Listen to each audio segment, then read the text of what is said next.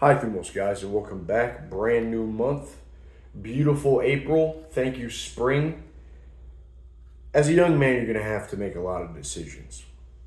And a lot of times you don't know if you're going to get rewarded for approaching that girl, for making that investment, for going to lunch with those new people, for moving out of the house. You don't know if you're going to have a massive swing to the upside. So when you're presented with these choices and there's a decision to be made, you have to realize that things are asymmetrical. So you have these asymmetries in your life. I think it's very important for a man to realize this.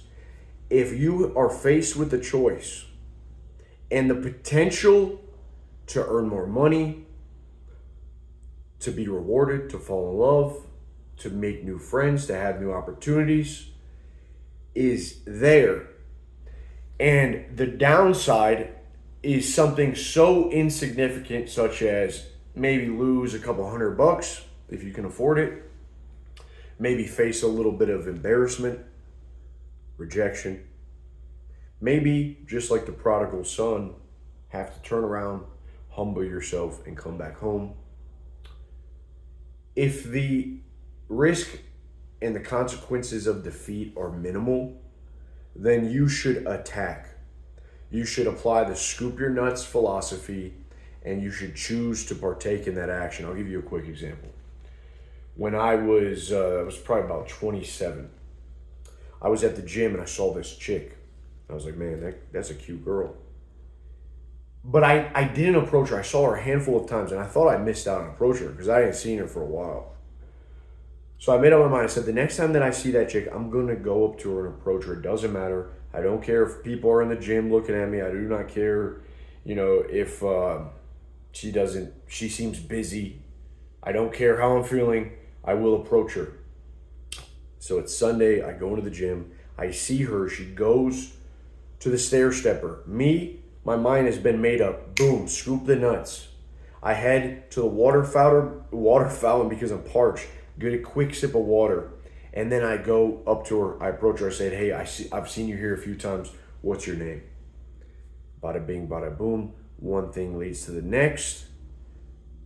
I get her number. We set up a date. Next thing you know, she's my fiance. And I'm getting married to her next April. Now, the downside of me taking this action would be a bit of embarrassment, maybe rejection, maybe me having to be like, damn it, dude, what could I have done differently? But the upside, the value of that interaction and that choice, the decision to scoop the nuts, I didn't know. She has a great family. She has a great attitude around people, very giving, very kind, loves to be supportive. She supports me. Couldn't ask for a better woman. And I'll tell you this, if I had cowered out and focused on the downside, such a minimal downside, and never approached her, who knows where I'd be. The upside, you guys do not understand the upside to these asymmetrical choices. The promise is there. You may not see it though, because you're driven by fear. You're driven by this indecision, this inaction. You're scared to make a choice. But if you scoop the nuts and you realize the downside isn't really that significant, but the potential for amazing just relationships, more money, anything you think of is there. Not all the time, but it's there. And you don't always get to see that up front. Sometimes that's 5, 10, 15 years down the road. Now, I believe that we can all, begin to look at these in our life. While we're going over these examples, I'll just give you another story. There was a point in my life where I was pretty damn broke. Wasn't sure how I was going to get ahead. And I was asking God, please provide me with an opportunity. At the time, I was working as a, like a porter at a car dealership. And I realized that I had this opportunity to become a salesman. But in my mind, I didn't focus in on the reward. And I think this is just natural to humans. What I was focused on was failing at being a salesman. Like, am I really capable of doing this? What I ended up doing is giving it a shot. I said, okay, let's go. There was months where I made a ton of money. I mean, 3 times the money that I was making. Completely changed my life. I was able to get a better apartment. I was able to save some money. I was able to take a girl out, buy a new car, and save some. I was able to, I had more resources. And it was a little difficult at first, but eventually I became competent at what I was doing. I began to learn the product. And I'm so thankful that seriously, when I look back, I'm like, dude, good job. You said yes, you did it. The potential for a massive gain was there on the horizon, but I couldn't really see it because all I could see was what was right in front of me was the possibility of failing and looking like an idiot to the general manager and to whoever else I knew. Like, oh, I had tried sales and I failed. I wasn't even thinking about how much money that could be made, how many connections I was gonna make. Like so many little things too. Like just so much little stuff that just carried over into what I do now. It's immense. And so you have to scoop the nuts. You have to say yes. There's these guys at jiu-jitsu. They asked me to go to lunch. At first I said no. And I felt like a complete idiot. Like, why would I say no to that? I'm in a new place. These guys are asking me. I said the next time they ask me, I'm going to say yes. And the thing about this, if you have friends that say, hey man, come out with us. Maybe you're a young buck. We talked about to some guy in our group. His name's Josh from the UK, young guy. And he was like, should I go to this party with my buddies? I never really go. I always say no. And we're like, dude, say yes for once. Like, go to the party. See what comes out of it. You don't have to drink. You don't got to do no drugs. Just go and be social. See what happens. If you say no too many times, people stop asking you. They're going to say, you're not going to get any more phone calls, no more texts, nothing, because you said no too many times. And you're not higher status than your peers that are asking you to go to a freaking party, dude, or go out to lunch. You're not some high status male that you're better than them. You don't know what's going to come out of these interactions. So I said yes. I met a great guy that's does a lot of trading, has a lot of connections himself, knows a lot of jiu-jitsu, good man, and very funny, and developing that friendship. I'm glad I said yes. So this idea, when you're presented with an asymmetrical decision where you can really look at this decision, let's just use the word cold approach. When you go and talk to a girl on the street, whatever, yeah, it can be cringy, okay? Yes, it can be cringy. There was a girl that I approached walking out of the library, and it was starting to rain. I was like, dude, she's so beautiful. I gotta go approach her. And I did. I didn't consider, because I knew that the only downside would really be just to fail, like to be embarrassed. But the upside would be, a great experience. You got to do these things, dude. You got to do these things. You got to take on some balls. You got to consider the reward for these efforts by introducing randomness into your life. If you don't make the decision, you don't allow for randomness to play out as much. And I think life has a way of painfully reminding you that you are not being active. You are not integrated with it. I think it punishes you a bit. I think it punishes you when you do not make these decisions and take actions and put energy into the stratosphere. You get punished by having more of the same, by feeling bored and depressed. You need a bit of randomness that provides stress and forces you to move. You definitely need this in your life. So moving on, if we're going to talk about asymmetries, well, I think then a new mode of behavior that we should adapt. Maybe this is not new for you. I know I was raised this way. And it was this. Living one's life constantly making sure that we are leaving more on the table than we're taking off of it. That we are giving kindness. That we are lifting others up. Even when we do not see the reward for doing so. And you could call this goodwill, this disposition, benevolence, goodwill, this disposition to do good to other human beings. Now, this goes in the face of this dark triad that we see in the modern world. You see it everywhere. People have a lot of narcissism, psychopathy, and Machiavellianism, where they're trying to get ahead, regardless of, like, the ends always justify the means. Doing whatever it takes to get ahead, whether that's stabbing each other in the back, treating other people like shit. If it's in YouTube comments, snubbing someone else out just to get a laugh, outdoing someone.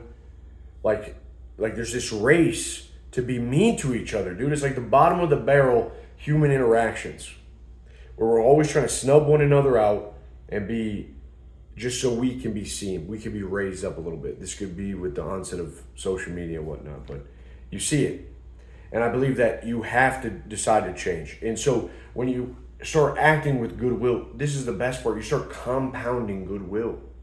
There's a snowball effect where it grows greater and greater because you do things out of the kindness and the goodwill of your heart without expecting. And what happens is people want to be around you. Why? Because you like yourself.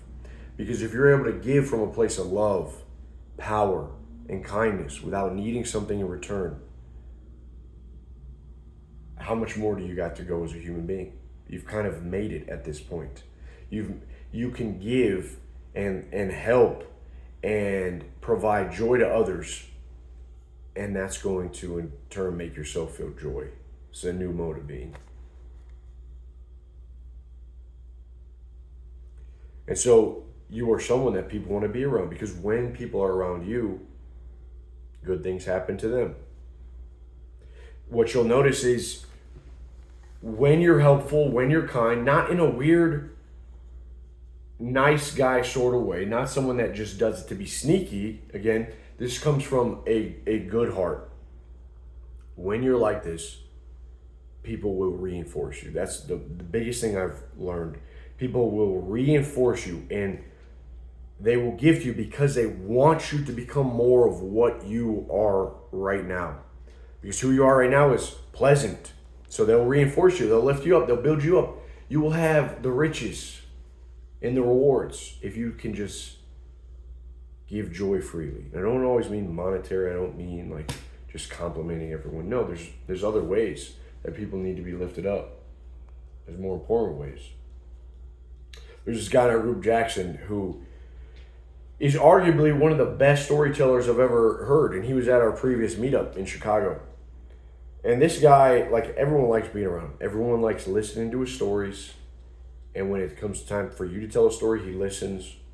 And this guy is very, he gives. And I saw him. We were out. There's this lady with her child. It was kind of cold. And he had like $10 on him. He looked in his pocket. He had a $10 bill, and he said, "Here." He just gave it to her and then walked off. There was no, what is she going to do with that money? Does she really? No, it was just out of the kindness of his heart, he gave. And this guy's personality, everyone likes being around him. He has a certain aura to him that you gravitate towards. And it's this kind of like behavior, man, that I think a lot of modern guys are lacking in. I've said it before that I believe self-improvement is not, the best way to improve your life is not by self-improving. It's by improving the lives of others. And this is going to make you calm inside. This is going to make you want to be more powerful, because you don't just got to face your own self every day and your own demons. You're actually like here for a purpose, and that's to make sure that the world and the people in your world flourish. And so you give kindness. You leave a little bit more on the table than you take.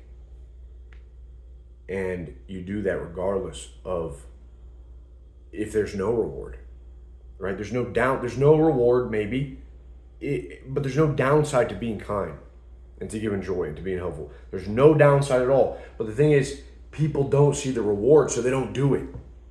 Because everyone's so focused on getting ahead that they forget this. But the reward is there, and it compounds, dude.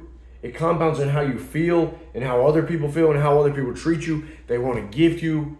Man, it's an amazing thing, and I think we're called to do that. It says in the Bible, you reap what you sow. And so if you sow sparingly, then you're going to gain little. But if you sow a lot, if you consistently sow, then a lot will come back to you. And it's this, you got to become ungreedy. You got to, unshackle yourself from this thinking there's not enough in the world. There's so much freaking money. Just look down the road, dude. There's so much everything. There's no lack. You do not lack. Things are not going to collapse. You'll be just fine. You're not going to die. All right? And you should embrace this scoop the nut philosophy. When there's a choice in your life, when something's presented to you, go and do it. Go and do it. Consider if you mess up, if you fail, what is the downside? What is the consequences you're going to have to face? Most times it ain't that bad. It really isn't that bad. And a lot of times you do not get to see the intrinsic value if you succeed. You don't get to, it's not measurable. You just know that, maybe I'll get her number, maybe we'll have a good, you don't see the future, dude. You're not God. You don't see what putting $100 today in the stock market's going to do in a couple months. And even if you lose it, big deal. You're out $100. You'll make more money. You don't see guys that join our group. They don't see, okay, I'm going to try the high Thumos group, see how it is. Some guys have become brothers for life and develop friendships and networking, and just it's amazing what you do when you say yes, when you look at the risk with clarity, and you realize it ain't so bad. You ain't gonna die. If anything, it's probably gonna work out pretty damn well for you. And there's huge potential out there, but life demands that you take action, that you allow, that you are strong enough, you believe that you are strong enough and you are capable enough to handle uncertainty and randomness. Hi, Thumos, man. Let's get it. Let's have a great start to April. I've spoken long enough. If you'd like to come talk with me, join us in the group, and I'll see you soon. Peace.